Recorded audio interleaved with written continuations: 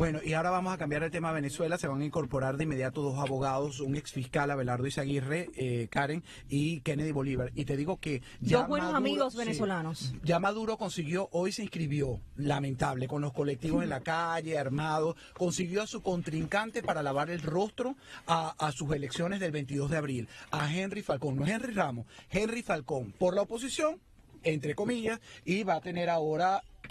Mira, se están sentando, muchas gracias. Esto es así, o sea, van directo de sentarse del corre-corre a la pregunta y la respuesta. Abelardo, gracias por esperar. Lo hice esperar más de una hora. Pues muchas gracias, doblemente, entonces. Pero la pregunta es, ¿creen ustedes que ya a estas alturas la comunidad internacional, pues, se crea este cuento de las llamadas elecciones en Venezuela?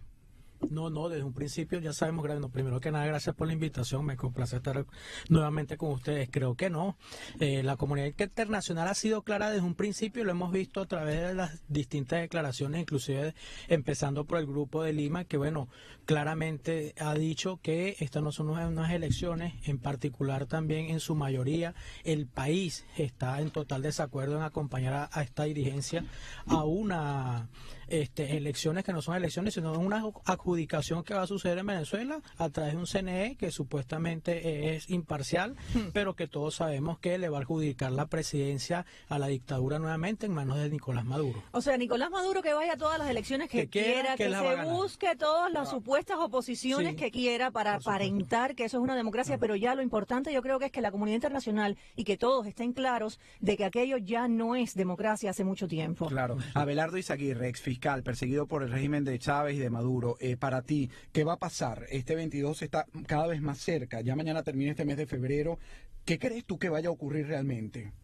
El equipo eficiente, PSUV, Henry Falcón, gobernador.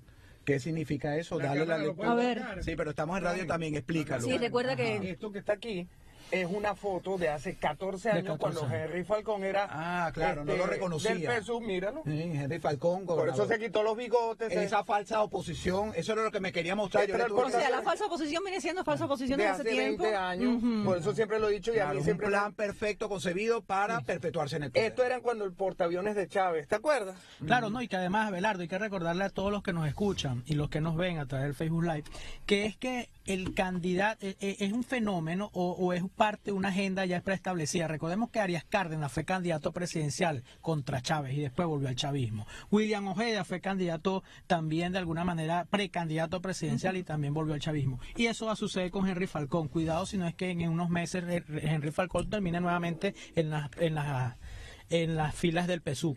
Por supuesto. O sea, creo que los venezolanos y la comunidad internacional en general debe saber bien este nombre, Henry Falcón. Por supuesto. Conocer bien quién es el personaje. Que no es un opositor, es decir, es una votación, como tú siempre lo dices, es una votación lo que va a ocurrir. Manipulada totalmente. Fíjense, además que tú estás hablando de historia, yo hoy le tuve que decir al security a mi amigo Vega, que siempre está tan pendiente de nuestro nosotros. Queridísimo Vega. Vega, desde Maite, nuestra productora, Karen y yo, te respetamos porque nos ayudas, a Neima también, que a todos. Nos ayuda a todos y además nos cuida aquí en el edificio. Nos cuida, así mismo es. Yo le decía, no, él mete ahí algo que me quiere mostrar y no me acordaba. Perdóname, te tengo que interrumpir, pero esto está muy cómico. Hilda Beatriz Fleita acaba de escribir.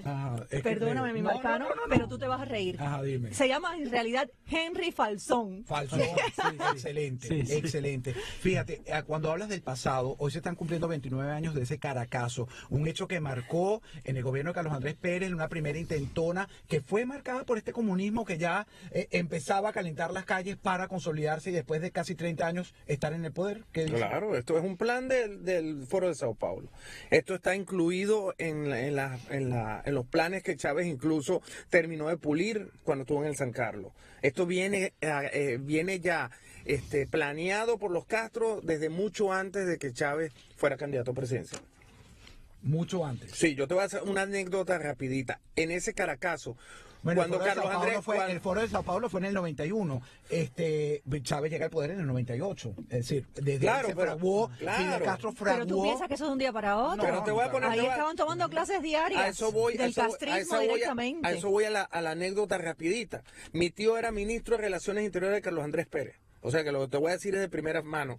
Cuando ellos estaban terminando la coronación, no sé si te acuerdas de que cuando Carlos Andrés tomó posesión, que lo llamaron en burla a la coronación.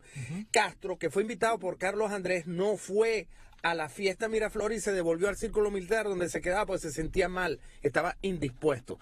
Pues resulta que a esa sede del círculo militar fue que se acercaron a Costa Chirino, Hugo Chávez y todos los golpistas a hablar con Fidel. Mira, que no es casualidad que después que sale de la cárcel termina yendo su primer viaje a Cuba. Y es bueno, señores, que escuchen estos testimonios que todos sabemos lo que hay, pero cuando viene así de primera mano, cuando hay datos específicos que se están dando, pues es bueno que los cubanos, los venezolanos, escuchen estos testimonios y reafirmemos, pero ya con datos específicos, de dónde viene esta desgracia que ha caído en Venezuela y, por supuesto, la desgracia que hemos tenido los cubanos durante 60 años. Mira, quiero saludar al DJ Manny, un compañero de Univisión Radio, nos están viendo en Univisión en estos momentos. Muchísimas gracias a nuestros queridos amigos y colegas de Univisión. Sí, el multiplicar el mensaje de lo que estamos llevando aquí para nosotros es importantísimo. Gracias, DJ. Un abrazo grande. Muchas gracias. Nos vemos a las 5:30 de la mañana. Yo sé, Marcano tiene un programa en Univisión Radio a las 5:30 de la mañana y normalmente me escribe mensajes de producción para este programa a esa hora. Hoy dije en la oficina, voy a un programa con Alejandro Marcano, me dijeron, ¿cuál? El multifacético, no para, esa es la verdad. Hay que trabajar. Fíjense, volviendo al tema, en lo político estamos en esta situación, unas votaciones el 22 de abril, en lo social, la migración, y era en mi package, yo quiero ponerlo, ¿será que lo tenemos listo, Maite? Para que ustedes vean lo que está pasando y después comentamos sobre esto, lo que está pasando en la frontera, porque mientras ellos se diluyen en esta política hacia arriba, esto es lo que está pasando el pueblo venezolano. La desesperación del pueblo venezolano. Exactamente. Para avalar las elecciones, Nicolás Maduro buscó un contrincante y ya lo encontró. Henry Falcón y Nicolás Maduro se inscribieron este martes en unas muy cuestionadas elecciones que están lejos de ser la solución de una crisis donde a diario mueren decenas de venezolanos por falta de medicinas, insumos y alimentos. Pero nosotros estamos muertos de hambre. Lamentándolo mucho, Venezuela está muerto de hambre. Está muerto de hambre. Nos estamos muriendo de hambre. Esta mujer está en Colombia, el país que enfrenta un fenómeno que en nuestro continente solo ocurría de manera masiva en Estados Unidos y que hoy sirve de escenario a los presidentes Juan Manuel Santos y Pedro Pablo Kuczynski, que buscan luchar por la restauración de la democracia y la justicia en Venezuela. La semana antepasada hubo un día que eran las 8 de la noche y mis niños me estaban pidiendo el almuerzo y la cena, yo no tenía que darles. No hallaba, porque no había podido conseguir un arroz, no había podido conseguir nada, porque no tenía efectivo. Y aunque el canciller venezolano Jorge Arriaza asegura que en Venezuela no hay crisis humanitaria, sus argumentos son desmentidos por los miles de testimonios de personas que salen a pie, duermen en calles, se prostituyen o venden artesanía fuera de las fronteras venezolanas. Entonces la vida ya no es fácil. Preferimos emigrar y bueno, aguantar un poquito, sabemos que es duro, emigrar es duro porque es dejar a nuestra familia, a los seres que más queremos, pero lo hacemos porque es necesario. O es emigrar e intentar o morirte allá de hambre. Los hospitales cierran sus puertas, no tienen ni insumos ni sueldos ajustados a la hiperinflación. Los venezolanos mueren a diario y por cualquier razón. Entre ellas, se registra el caso de 3 jubilados que murieron cuando hacían filas para cobrar su pensión en Venezuela. Esperaron varios días junto a una entidad bancaria para recibir un pago de poco más de $1, razón por la que otros ancianos prefieren emigrar.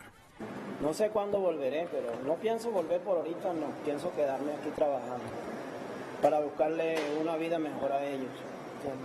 El mundo está expectante, incluso la Unión Europea reaccionará con mayor contundencia si Venezuela no garantiza elecciones creíbles. El bloque de países europeos calificó de crítica la situación en el país, así afirmó la alta representante europea para la política exterior, Federica Mogherini. Bueno, fíjese, Karen, estábamos prestándole atención a este señor padre, que además es un señor mayor, me identificó con él, con 3 hijos y tenía... El día anterior sale a Colombia porque sus hijos le pedían almuerzo y cena y no tenía con qué darle. Me parte el alma. Ustedes son padres también. Ahora, yo quiero decir algo antes de seguir con las preguntas. Cuando estaba viendo tu reportaje... Está a modo Alejandrito y interrumpiendo, no, pero... No, pero es que quiero decirlo antes de ir con las preguntas y yo quiero que ustedes me digan si están de acuerdo conmigo o no. La comunidad internacional, muy probablemente, esperemos, no va a reconocer para nada, y lo han dicho muchos países ya, las elecciones, estas llamadas elecciones manipuladas, elecciones castristas, chavistas, que van a ocurrir en Venezuela. Se han impuesto sanciones, se han denunciado muchas cartas, muchos foros. En la vida real, los venezolanos, esa es la realidad que están viviendo. Y los días, los meses, los años siguen pasando y la realidad del venezolano no mejora. Comunidad internacional, ¿qué va a hacer realmente para ayudar a ese pueblo que es el que está sufriendo las consecuencias del castrochavismo? Totalmente. Y siguen y no paran y no van a mejorar. Eso lo sabemos. Entonces, ¿qué más se puede hacer? Porque con un discurso, muchas gracias, lo reconozco, lo agradezco, pero no cambia el hambre del venezolano. Y como dice Eliana por aquí, Hernández, de Cuba, y después del 22, ¿qué va a pasar? Porque eso va a cambiar. No va a cambiar y la comunidad internacional no va a hacer nada. Pero ¿y entonces cómo se resuelve esto? Estuvo Jorge Arreaza en Ginebra hablando y había 7 personas nada más en el foro. Y de hecho la vicepresidenta de la comisión fue la que llevó adelante el foro. Y Arreaza habló de la oposición y dijo todo. Y la comunidad dice, le duele, se queja, igual que los venezolanos están esperando acción. Y la acción no va a venir de ninguna parte de la comunidad internacional, sino concretamente de Estados Unidos. Esto al final va a ser una intervención de Estados Unidos. ¿Crees tú que va a hacer? Estoy claro en eso. Y lo que pasa es que no podemos pedirle a los gringos que tienen su modo de pensar, no son apasionados, no tienen sangre latina, que son los que ponen la carne en el asador, que vayan a un país donde hay una falta de coherencia absoluta, de que tú dices algo hoy y entonces mañana... Entonces no va a resultar, porque si Estados Unidos estuviera dispuesto, que quizá no lo hizo con Cuba, pero no va a encontrar coherencia, la incoherencia no se va a encontrar a la vuelta de la esquina. Por eso es que personas como Kennedy y yo vivimos trabajando, yendo a Washington y tratando de exponerle que la realidad de Venezuela es esta que te acabo de mostrar en el celular. Que no llamarlo engaño y que lo que tenemos 20 años diciendo no estábamos equivocados. La oposición como tal es colaboracionista y no van a salir ni van a enfrentar a este gobierno. Entonces, en Estados Unidos, ¿qué lo ven? En los Estados Unidos también tiene su cuestión política. Nadie va a arriesgarse a hacer algo cuando quizás llegas a Venezuela y los mismos venezolanos van a decir que la bota insolente gringa se vaya a mi país. No pueden arriesgarse. ¿Tú crees que a estas alturas ya con la situación que están, dirían eso la mayoría de los venezolanos? No, claro que ¿verdad? No. No creo. Lo que pasa es que fíjate tú, ayer Arreaza habla y dice y nombra a los países que Venezuela le paga dinero, a lo que yo llamo países sicarios. Hizo la lista completa porque ellos ya están comprometidos con Venezuela. Como pasó, CARICOM se reunió ayer y hoy para ver cómo salen de comunidad del Caribe. Exacto. Están viendo cómo salen de este pantano y no pueden, porque Venezuela tiene no solo inversiones dándole gasolina y petróleo, sino todos los chavistas tienen las villas, los yates y ellos viven de ellos. Sí. Hasta el final van a morir y en la OEA no puede llegar a una votación porque todos estos países de CARICOM, incluso una isla que dejó de existir por el huracán, todavía vota. Eso no existe. Imagínate tú, por aquí te escribe César Eduardo Díaz Carrera, coherencia absoluta, así es, palabras muy acertadas, Abelardo. Le preguntamos a Kenny de Bolívar, esa coherencia no va a existir, no se va a conseguir. Es decir, estamos condenados a hacer una Cuba 2. Mira, yo creo que gracias a Dios por lo menos la diáspora venezolana de alguna manera ha sido determinante en muchas cosas. Hoy, esta semana estuvo Arreaza en Ginebra. Pero eso no responde a la pregunta. Sí, voy hacia dónde voy. Esta semana estuvo Arreaza en Ginebra, yo dentro de 2 semanas estoy en Ginebra. Entonces, yo creo que el trabajo nuestro a nivel internacional tiene que seguir haciéndose presión.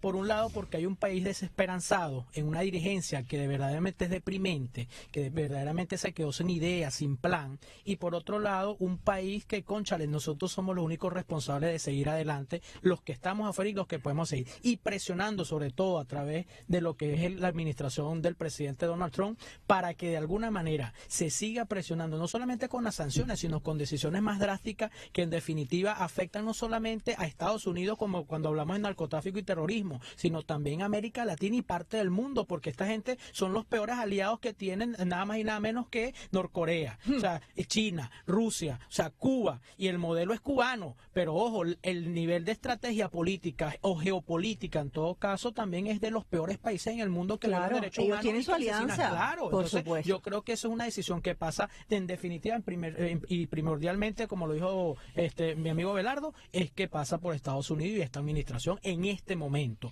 Si nosotros pensamos que después del 22 va a pasar algo distinto, no va a pasar nada, a menos que sean los propios venezolanos que difícilmente con el estómago vacío, o como decía mi abuela, con el estómago pegado al espinazo, no van a salir a la calle, porque la gente de alguna manera también tiene que resolver un tema de alimentos, como lo vimos con el señor, porque tiene que salir a Colombia. Entonces, con una dirigencia como la que tenemos tan deprimente, no vamos a salir, pero tampoco vamos a salir si estamos esperando entonces, que el país salga a la el calle. genocidio va a ser mayor, en los próximos meses va a ser más dramático. Yo lo contaba también en mi reportaje, que por cierto lo pueden ver nuevamente en Antena Live, la única migración masiva que nosotros hemos vivido en la región en los últimos tiempos ha sido de centroamericanos hacia Estados Unidos. Ahora la estamos viendo en Venezuela, esa emigración. va a ser mayor, entonces un problema de seguridad para la región. Para la región, por supuesto, claro que sí, Márcano, pero que además nosotros, y siempre lo he dicho, nosotros tenemos que tener claro algo. Esto no es un problema de mala política o de implementación de un sistema. No, esto es una dictadura con un modelo preestablecido que quería llegar a esto y que quería llegar, ojo, Cuba no es una improvisación, Cuba es parte de un modelo en el cual dijeron, o sea, tenemos que someter de alguna manera a cualquier ciudadano para que nosotros podamos tener el control no solamente del Estado, de mantenerse en el poder político, claro. Entonces, ¿qué sucede? Bueno, y Abelardo Kennedy del Poder Judicial, de una de las ramas del Poder Judicial, como es el órgano de imputación que maneja el Estado, como es la Fiscalía. Yo vengo del Poder Judicial venezolano también, donde fui presidente del sindicato en Caracas, y yo recuerdo claramente que ya el modelo de justicia, como se venía preestableciendo, de la forma como se están dando las leyes, era con la finalidad de llegar a donde estamos hoy. Por eso es que hoy no hay vergüenza, porque efectivamente ellos... Y ustedes en esa época cuando trabajaban en Venezuela, tú en la Fiscalía, que conoces tanto de lo que pasaba adentro, e incluso la fiscal general ahora en Colombia, Luis Ortega Díaz, y tú también en tu trabajo... ¿Por qué te sonríes cuando hablan de Luis Ortega Díaz? Tuve que... Viste, que el que critica practica. Vamos a dejar que termine la pregunta. Deja que termine la pregunta. La Karen, porque yo quiero saber qué dejaron de hacer ustedes precisamente para eso. Pero primero, la sonrisa. A ver, ¿ves? Ajá, como que estaba nombrando Luis Ortega. Bueno, no, la sonrisa es porque Luis Ortega es parte del sistema que destruyó a Venezuela. Y mucha gente, por no asumir la responsabilidad, después tomó su bandera y creyó en su inocencia, en que se redimió y en toda la cuestión. Y yo siempre lo dije y sostuve quién era ella. De hecho, yo estoy aquí en Estados Unidos por culpa de ella directamente. No lo has dicho. Entonces, lamentablemente... Muchas víctimas de ella. Sí, y es como yo se lo decía, y Alejandro me dice, y ahorita cuando estaba hablando de la situación, yo tengo 3 años que en ocasiones, cuando estaba en Mira TV, después cuando estaba en Univisión y aquí, yo siempre que él me preguntaba, me decía, pero Abelardo, tal, y yo le decía, esto va a empeorar. No puede ser que tú no dejes esperanza. Y yo me acuerdo de un profesor de economía política que me decía, un país no es como una empresa. Una empresa siempre llega a un nivel donde tú cierras y te fuiste. Un país siempre tiene un peor nivel y otro peor. Venezuela, y lo digo y vuelvo a ratificarlo, todavía falta por sufrir. Wow. Todavía es parte de un proceso de crecimiento,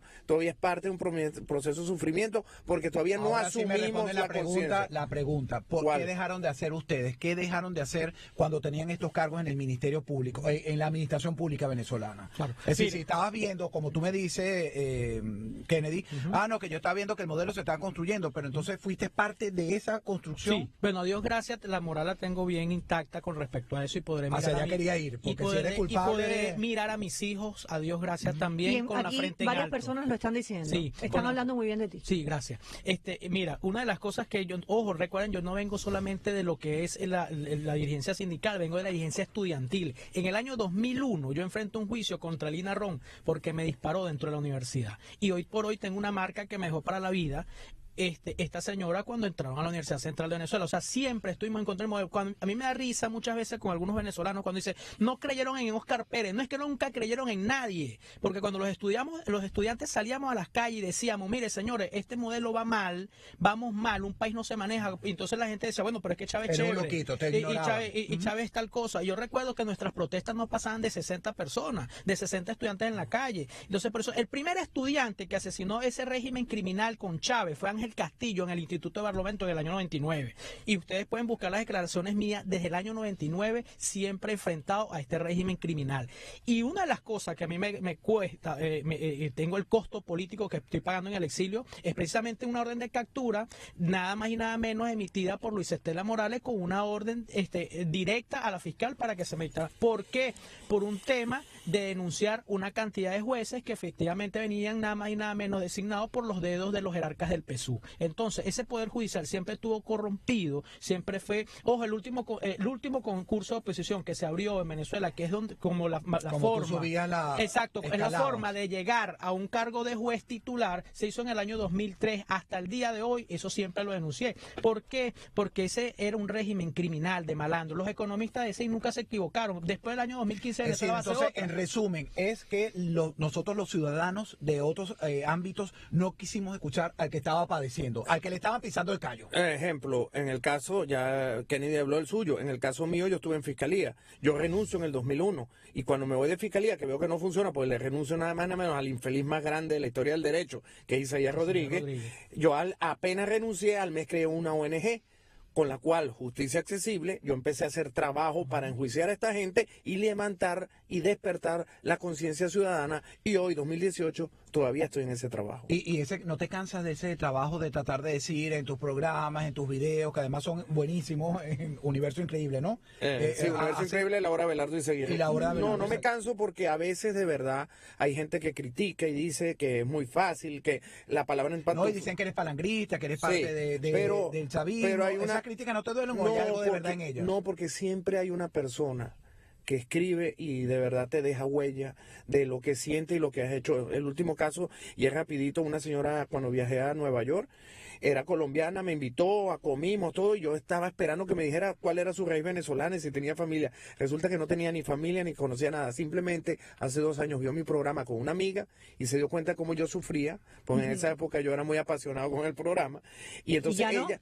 No, ya no, me he calmado porque el médico me dijo que no iba a llegar a ningún lado porque me iba a dar un infarto haciendo el programa. Tienes que ver los programas viejos, él lo sabe. Sí, se pone... Tienes que ver, me ponía. Es decir, aquí no es ni la mitad. No, él quiere que yo me ponga así. Yo le digo, tú tienes que ser como tu programa. Por cierto, para que te pongas así, aquí como este programa es plural y democrático, está escribiendo Gilda Serrano. Abelardo, ¿por qué trabajas o trabajabas con la ex juez Douglas Warner? O incluso Douglas Wagner Flores. Ajá. E incluso la promueves diciendo que es gran luchadora por la democracia, cuando sabes que es del grupo de Miriam Morandi, comadre de Cilia Flores, y era un coronel chavista. Es decir, has trabajado, ¿esto es cierto? Sí, ella hizo conmigo el escrito que se presentó en el TCJ. Porque yo siempre he tenido, desde que yo me vine, y lo pueden ver en mis programas de hace 6 años, yo siempre he dicho que Venezuela se va a recuperar cuando nos crucemos chavistas y opositores. El día que los dos bandos se crucen es que todo va a cambiar. No descalificando y la velada, porque Venezuela somos todos. Y el gran logro de Chávez fue que nos dividió.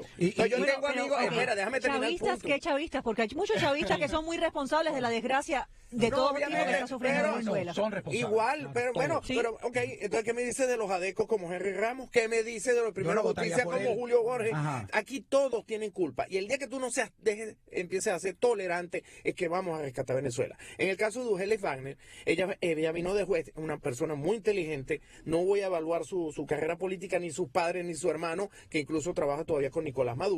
Pero cuando ella llegó y me dijo que ella me iba a ayudar a hacer el escrito, que nos dieron la razón en el TCJ con la jurisdicción universal, y es con lo que yo he trabajado en Washington, ella fue la única. Incluso jueces venezolanos, profesores y magistrados venezolanos, ninguno me ayudó.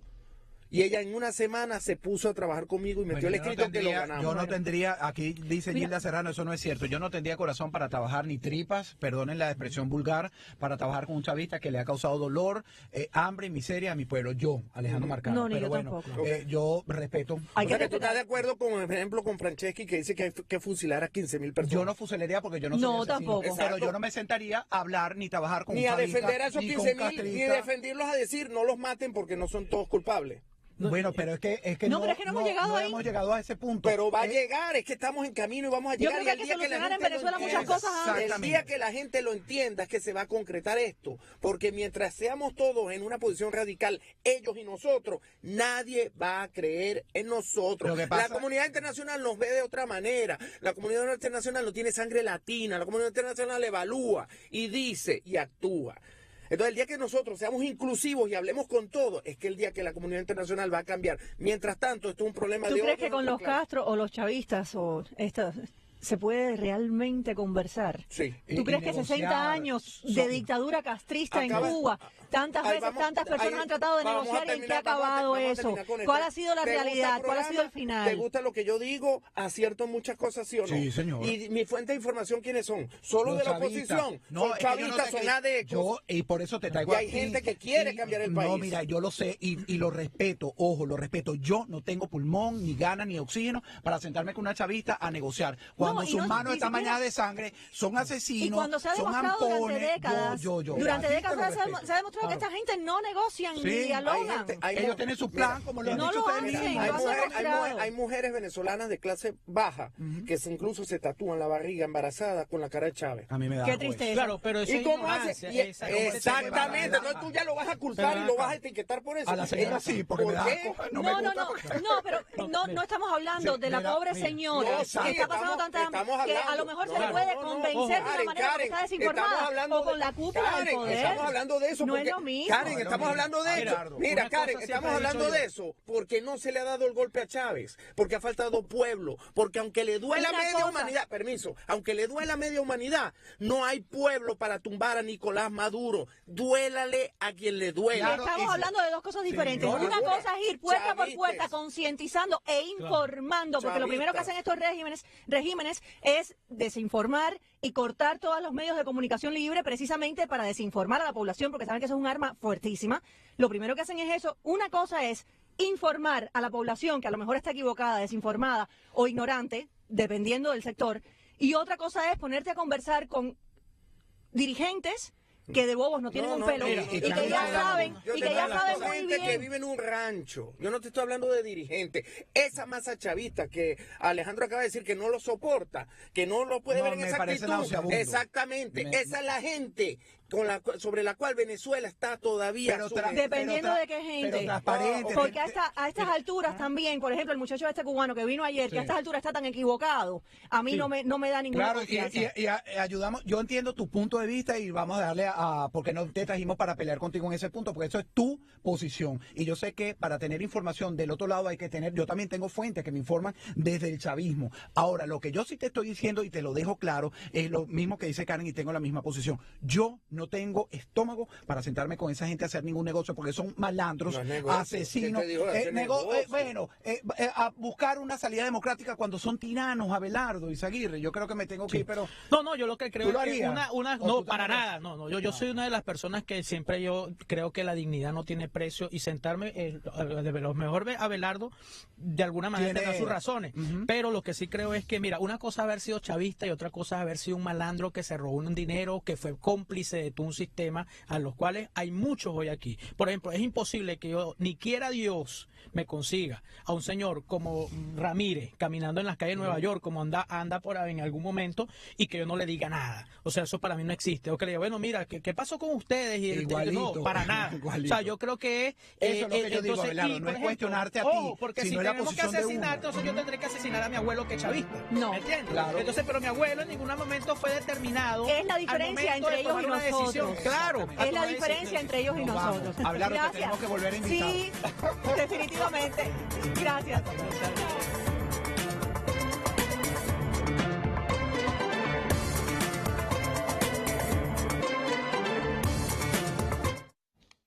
En uno de los tantos videos sobre casos y cosas de los cubanos, se plantea que